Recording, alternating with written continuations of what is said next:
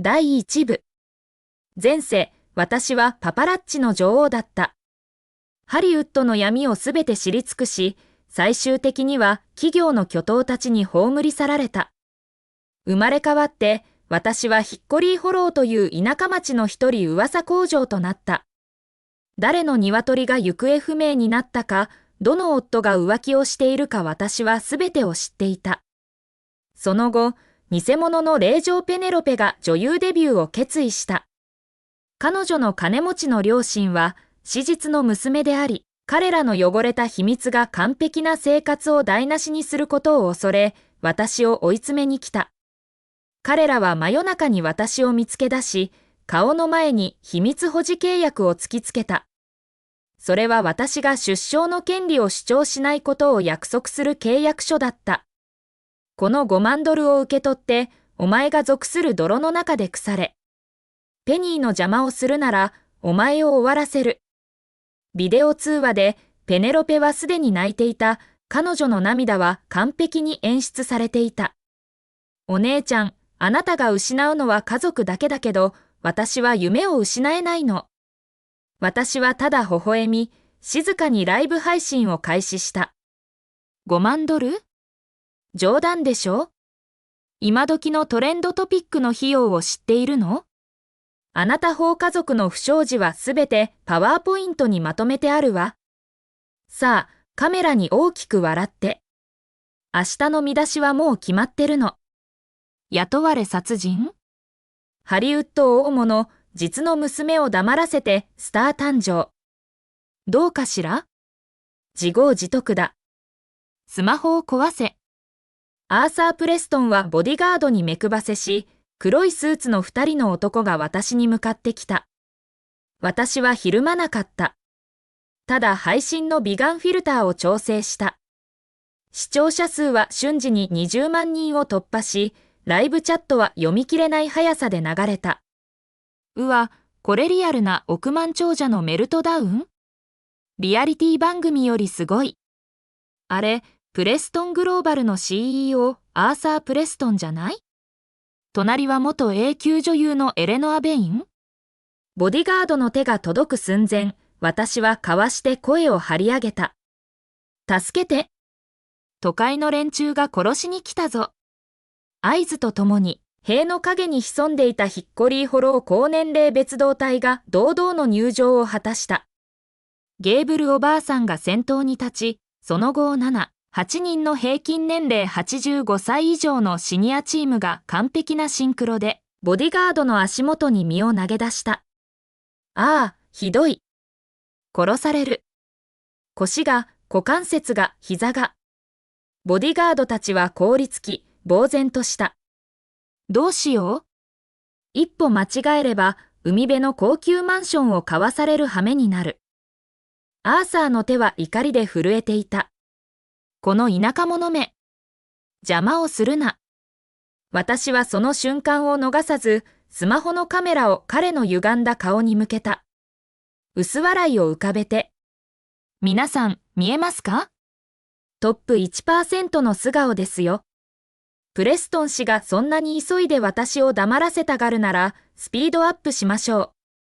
指先一つで、パワーポイントのスライドが変わった。そこにはアーサーが若いモデルを腕に抱え、手を明らかに不適切な場所に置いている写真。私は親切にも、その写真に日付、時間、場所、さらにはホテルの予約確認番号まで透かしを入れていた。ライブチャットが爆発した。鬼畜。証拠が完璧。あれ、あのリアリティ番組からデビューしたばかりのモデルじゃない？彼がパパ活してたんだ。やるなアーサー、まだ現役か。家に妻がいて、道で愛人を作るとは。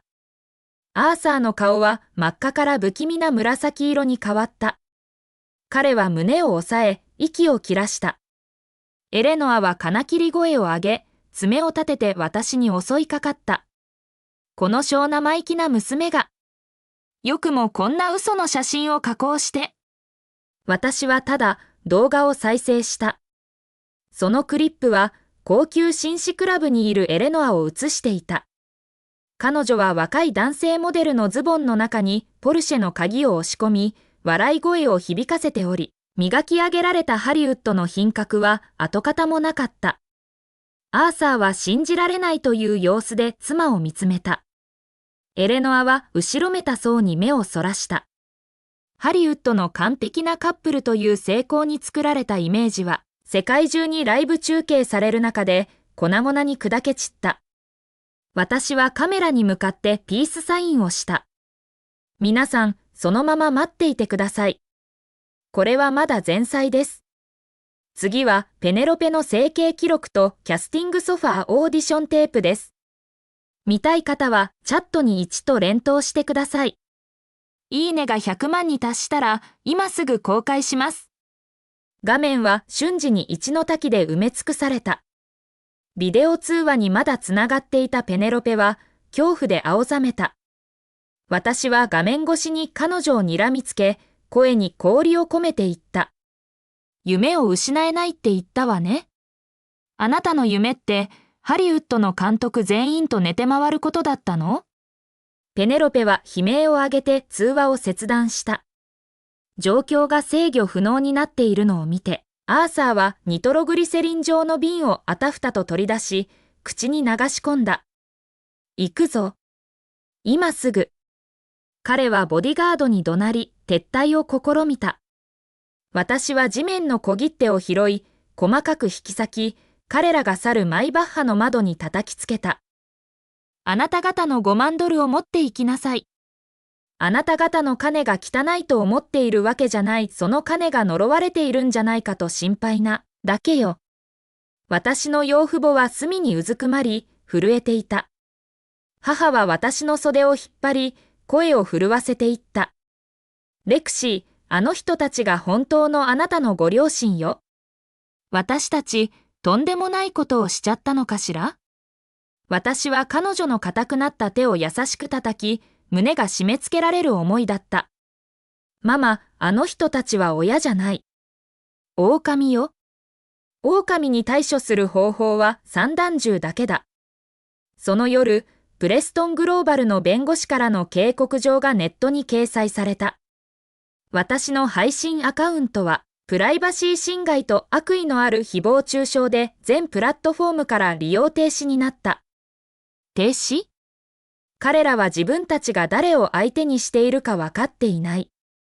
前世、私は疑いようのないパパラッチの女王だったのだ。私はベッドの下から古い箱を引きずり出した。そこには私が子供の頃から準備してきたものがすべて詰まっていた。数十のバックアップアカウント。何百人ものメディアインフルエンサーの連絡先。私は新しいアカウントに切り替えた。新しいハンドルネームはフォローの預言者。プロフィールにはたった一言、ゾッとするような文章があった。眠るな。真実が来る。第2部。プレストン家の PR チームは優秀だ。それは認めよう。一夜にして話は完全にひっくり返った。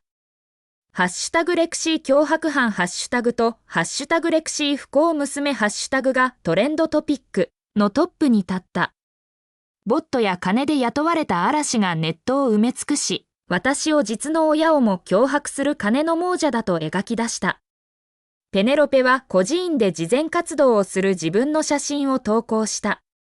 キャプションには傷つけられても、この子たちの笑顔を見ると、まだ世の中に光があると思えると書かれていた。彼女のコメント欄は同情の海となった。私の養父母を特定し、彼らの住所をネットに晒す者さえ現れた。翌朝、母が中の市場で卵を売りに行くと、腐った野菜を投げつけられた。彼女は額に手を当てて帰宅し、指の間から血が滴っていた。レクシー、大丈夫よ、ただつまずいて転んだだけ。彼女は無理に笑顔を作り、私を心配させまいとした。私の中で嵐のような怒りが燃え上がり、頭頂部まで焼き付くように広がった。私は彼らと長い目で戦うつもりだった。だが、彼らがこの丘で死にたがるなら、私は喜んで彼らをそこに埋めてやろう。私はノートパソコンを開き、指がキーボードを駆け巡り、コードの文字列を打ち込んだ。前世、私はスクープを得るためにハッキングを独学した。マスターとは言えないが、18年前の産婦人科医院のシステムに侵入するのは朝飯前だ。古い看護記録。セキュリティテープの粗いバックアップ。私はそれらをまとめ、新しいアカウントにアップロードした。タイトルは単純で残酷だった。見捨てられた令状、迷子か、見殺しか？ビデオには18年前のエレノアが、ゆりかごの中の赤ん坊を完全な嫌悪感を持って見下ろしている様子が映っていた。泣く、泣く、泣く、それしか能がない。頭痛がするわ。この意味踊りじしい子は私の人生を台無しにするために生まれたの？アーサーは彼女の横に立ち、一枚の紙を持っていた。それはいわゆる霊媒師の図表だった。この子は呪いだ。彼女はこの家族に破滅をもたらす。地獄から送り込まれた厄災だ。彼女を置いておけば、私たちみんなが終わる。先生は置いておけないと言った。今夜は猛吹雪だ。遠くのどこかに置き去りにしよう。映像は道路脇の防犯カメラに切り替わった。アーサーが凶暴に包まれた乳児を抱え、雪の積もった場所に放り投げ、振り返りもせずに立ち去る。その赤ん坊が私だった。その霊媒師は、後に詐欺罪で投獄されたペテン師だった。そしてペネロペ？彼女は彼の推薦で養子にした幸運のお守りだった。その動画はバズり、ネットは沸き立った。怪物。この人たちは正真正銘の怪物だ。21世紀にもなっていかがわしい霊媒師の予言で赤ん坊を捨てるなんて。新生児を猛吹雪の冷夏気温に置き去り？それは殺人未遂だ。一瞬前に私の名を罵っていたのと同じユーザーたちが、今や私の最も強固な擁護者となった。ペネロペのコメント欄は戦場と化し、何千人もの人々が彼女を死んだ赤ん坊の未来の上に人生を築いた寄生虫と呼んだ。私は即座に第2波の攻撃を解禁した一連の比較写真だ。左、18歳のペネロペが誕生日に豪華ヨットの上で、$5万のオーダーメイドガウンを着ている。右、18歳の私が次の当たった冬コートを着て、吹雪の中でヤブと一緒にスクラップを集め、手はビートのように赤く荒れている。左、ペネロペが何気なく捨てたデザイナーのハンドバッグ。それは私の養父母家族の5年分の収入以上の価値があった。右、バス代を$2節約するためだけに、50ポンドのじゃがいも袋を60、約 9.7km 運ぶ私。その鮮烈な視覚的コントラストは、どんな言葉よりも強力だった。世間の同情は急増した。泣いた。レクシーは本当に苦労したんだね。本当の怪物は誰だ？プレストン一族全体が根から腐ってる。株式市場が開くと、プレストングローバルの株価は即座に急落し、数十億ドルの価値を失った。私の電話が鳴った。アーサーからの着信だった。今回は彼の声に以前の傲慢さはなく、ただ疲れ切った、哀願するような調子しかなかった。レクシー、全部誤解だったんだ。あの時は騙されていた。こうしようか？ 500万ドルやる。動画を削除してくれ、家に帰って話し合おう。500万？前世だったら、ひょっとしたら心が揺らいだかもしれない。今では、ただムカムカするだけだった。家には帰らないと思うよ、お父さん。霊媒師は私が厄災で、財運に悪いって言ったよね。どうやら、本当にあなた方の運は尽きちゃったみたいだね。私は電話を切り、彼の番号をブロックした。外では、母が額に消毒薬を塗っていた。私は近づき、そっと彼女から綿棒を受け取った。痛い？ママ。彼女は首を振った。レクシー、もう争うのやめようか？あなたが傷つくのが怖くて。私はこのか弱い田舎の女性を抱きしめた。怖がらないで、ママ。ママは僕を一生守ってくれた。今度は僕がママを守る番だよ。第3部。アーサー・プレストンは明らかに追い詰められていた。彼は慈愛に満ちた父親の演技を捨て、まっすぐに暴力団を雇う道を選んだ。翌朝、日の出前、耳をつんざく轟音が街中を揺さぶり起こした。十数台のブルドーザーがチュニュの外れに押し寄せ、先頭に立つのは我が愛しき兄、スターリング・プレストンだった。壊せ。このゴミだめ全体を平らにしろ。ブルドーザーのシャベルが高く上がり、チュニュの入り口の石碑に叩きつけられた。耳を裂くような音とともに、私たちのチュニュのランドマークはチリと化した。私は必死でライブ配信を開始しようとしたが、電波が妨害されていた。ブルドーザーはその後、果樹園へと突入した100エーカー以上の熟したカボチャや果樹、ジョジョの1年分の生計のすべてだ。ヘンダーソンじいさんが飛び出し、巨大なカボチャを抱きしめながら叫んだ。やめろ。ダメだ。これがすべてなんだ。ボディガードが彼に突進し、胸を蹴り上げた。ヘンダーソンじいさんは吹き飛び、泥の中に強く叩きつけられた。かぼちゃは粉々に割れ、鮮やかな橙色の中身が四方に飛び散った。ヘンダーソンじいさん。私は叫び、怒りに目をしゃくきながら彼のもとへ走ろうとしたが、二人の大柄な男に進路を阻まれた。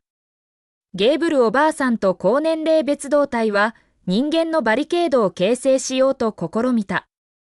スターリングはただ冷笑し、指を鳴らした。犬を放て。男の腰ほどもある2頭の巨大なうなり声を上げる犬がトラックから飛び降り、老人の群れに突進した。1頭がゲーブルおばあさんの足に食いつき、牙が深く突き刺さった。血が瞬時にズボンを通して染み出た。彼女の悲鳴が朝の空気を切り裂いた。助けて。誰か助けて。ジョジョの人々は恐怖でチリチリになった。泣き声、叫び声、犬の吠え声が混乱の交響曲を奏でた。入れ墨を入れたチンピラの一団が我が家に乱入し、目に入るものすべてを壊し、壁からコンロまでもぎ取った。父は私のパソコン唯一の証拠を守ろうとした。チンピラの一人が彼の足にバールを振り下ろした。耳障りな骨の折れる音が部屋中に響き渡った。父の悲鳴が私の鼓膜を貫いた。パパ。私は前へ突進しようとしたが、スターリングが私の髪をつかみ、後ろへ引き戻した。レクシー、そんなに強がってたんじゃなかったか？大物配信者だって？これ、配信してみろよ。彼は父の折れた足を踏みつけ、かかとで砕けた骨をねじった。父の顔は汗でびっしょりだったが、唇を噛みしめ、声を上げることを拒んだ。レクシー逃げろ彼はあえいだ。母は膝をついて慈悲を請うていたが、ボディガードが彼女の髪をつかみ、引きずっていった。町長が警察に電話しようとしたが、スターリングが彼の携帯電話を粉々に叩き壊した。この土地を新しい開発に使うことに決めたスターリングが宣言した。警察に通報する者はプレストン家の敵だ。一族ごと消してやる。純粋無垢な怒りが私を飲み込んだ。私は袖から催涙スプレーを取り出し、スターリングの顔に向けて缶を空にした。うわぁ。目が。彼は絶叫し、顔をかきむしった。私は自由になると、外れたレンガをつかみ、死に物狂いで彼に突進した。だが無駄だった。集団が私に襲いかかり、地面に押さえつけた。スターリングは赤く腫れた目で、狂人のようによろめきながら私に近づいてきた。彼は手がからタバコを受け取った。よく見てろ、彼は虫食うように言い、長く吸い込んだ。お前を助ける奴らはこうなる。この百姓どもは、お前のせいで死ぬんだ。彼は火のついたタバコを近くの干し草の山に引き飛ばした。炎が燃え上がり、天に向かって轟音を上げた。あれは私たちの家だ。両親が自らの手で建てた家。私は炎が彼らの絶望に満ちた瞳に映るのを見て、心が粉々になった。私のせいだ。私がこの災いを彼らにもたらしたのだ。私はあまりに甘かった。彼らの残酷さの深さと彼らの権力の冷酷さを過小評価していた。スターリングは手賀に合図し、一人が注射器を取り出した。注射しろ。彼女を連れて行く。私の意識は遠のいていった。最後に見たのは、地の池の中で痙攣するゲーブルおばあさんだった。最後に見たのは、父のめちゃくちゃにされた足だった。最後に見たのは、私が今まで愛したすべてを貪り食う炎だった。暗闇が押し寄せた。前世と同じ無力感が私を襲った。私は生まれ変わったばかりなのに、さらに多くの無辜の人々に破滅と死をもたらすためだけだったのだろうか？